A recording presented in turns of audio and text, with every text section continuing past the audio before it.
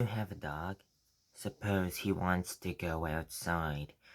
How does he ask?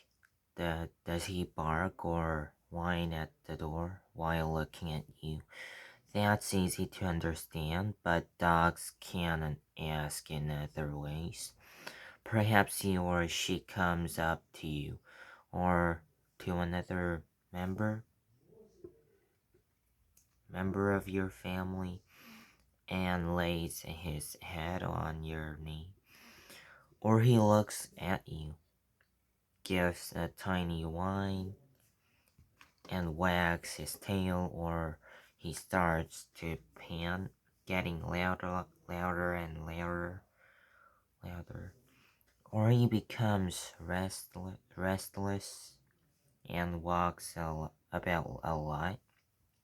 If he gives up and disappears because none of the humans seem to understand or care, he may lie down but become very excited and start bounding about. I know a black poodle who will fetch his mistress's outdoor shoes and bring them to her. One by one, when he wants to go out, a lot of dogs will bring you their leashes. Conrad Lawrence describes another method. His dog needed to go out very urgently in the middle of the night. She couldn't wake Lawrence by whining or scratching the door, her usual way of asking. So she leapt up onto his bed, which she was strictly not allowed to do, and actually dug him out of the blankets and rolled him onto the floor. If you don't have a dog, probably one of your friends does. You can watch the dog together, see how long a list you can make of the different ways it talks to its human companions and to other dogs. You can do just the same with cats.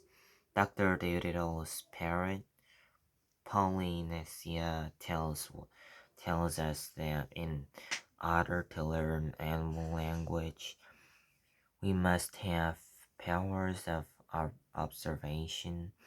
We must be able to notice small things about birds and animals, the way they walk and move their heads and flip their wings, the way they sniff the air and switch their whiskers and wiggle their tails. Of course, you don't have to become an ethologist to study or work with animals. There are lots of other ologists to choose from. You could you could become a zoologist and biologist and anthropologist or an ecologist. And there are even more. You can look up at what they all mean in a dictionary, or perhaps you want to become a a very veterinarian, work in a kennel, or work with horses. Just remember, if you are really and truly determined to work with animals, somehow, either now or later, you will find a way to do it. But you have to want it desperately, work hard. The advantage of an opportunity and never give up. Perhaps, though, you don't want to study animals or work with them. You want to be an engineer or a computer programmer, a secretly a doctor, a lawyer, a caterer, a gardener, or a construction worker, or whatever. But still, you like animals. You will like to know more about them or to help them.